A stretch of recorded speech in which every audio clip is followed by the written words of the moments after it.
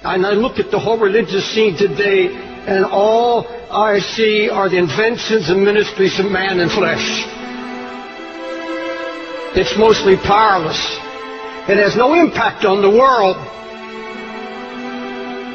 And I see more of the world coming into the church and impacting the church rather than the church impacting the world.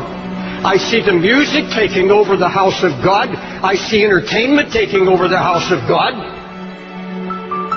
An obsession with entertainment in God's house, a hatred of correction and a hatred of reproof. Nobody wants to hear it anymore. Whatever happened to anguish in the house of God? Whatever happened to anguish in the ministry? It's a word you don't hear in this pampered age. You don't hear it. Anguish means extreme pain and distress. The emotion so stirred that it becomes painful. Acute, deeply felt inner pain because of conditions about you, in you or around you. Anguish, deep pain, deep sorrow, agony of God's heart. We've held on to our religious rhetoric and our revival talk, but we've become so passive. All true passion is born out of anguish. All true passion for Christ comes out of a baptism of anguish. You search the Scripture and you'll find that when God determined to recover a ruined situation, He would share His own anguish for what God saw happening to His church and to His people. And He would find a praying man, and He would take that man and literally baptize him in anguish. You find it in the book of Nehemiah. Jerusalem is in ruins. How is God going to deal with this? How is God going to restore the ruin? Now, folks, look at me. Nehemiah was not a preacher. He was a career man. This was a praying man. And God found a man who would not just have a flash of emotion, not just some great sudden burst of concern and then let it die. He said, no, I broke down, and I wept, and I mourned, and I fasted, and then I began to pray night and day. Why didn't these other men, why didn't they have an answer? Why didn't God use them in restoration? Why didn't they have a word? Because there was no sign of anguish. No weeping. Not a word of prayer. It's all ruin. Does it matter to you today? Does it matter to you at all that God's spiritual Jerusalem, the church, is now married to the world? That there's such a coldness sweeping the land? Closer than that, does it matter about the Jerusalem that's in our own hearts?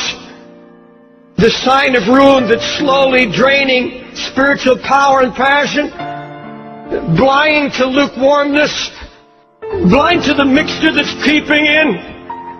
That's all the devil wants to do, is get the fight out of you and kill it. So you won't labor in prayer anymore. You won't weep before God anymore. You can sit and watch television and your family go to hell. Let me ask you, is what I just said convicted you at all?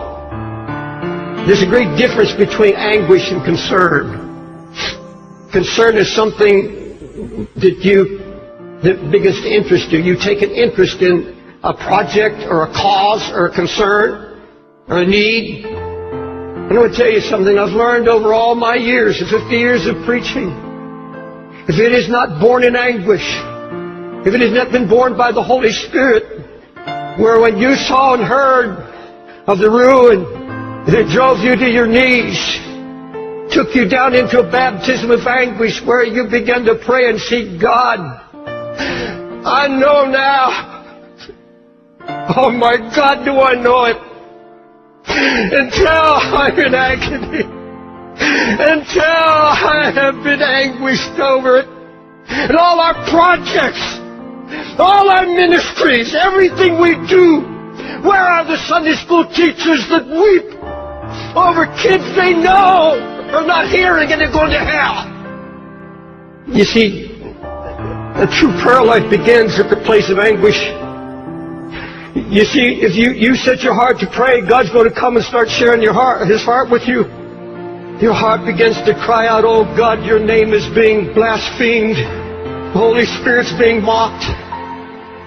The enemy is out trying to destroy the testimony of the Lord's faithfulness, and something has to be done.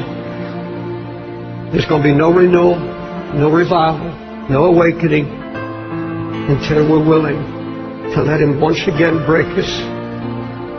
Folks, it's getting late and it's getting serious.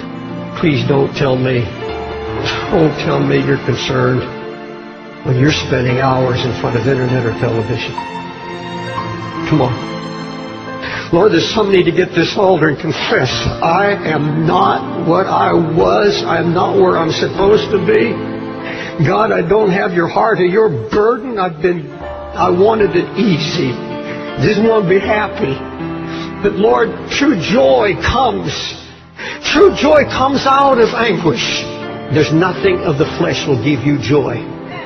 I don't care how much money, I don't care what kind of new house. There is absolutely nothing physical can give you joy. It's only what is accomplished by the Holy Spirit when you obey Him and take on His heart. Build the walls around your family. Build the walls around your own heart. Make you strong and impregnable against the enemy. God, that's what we desire.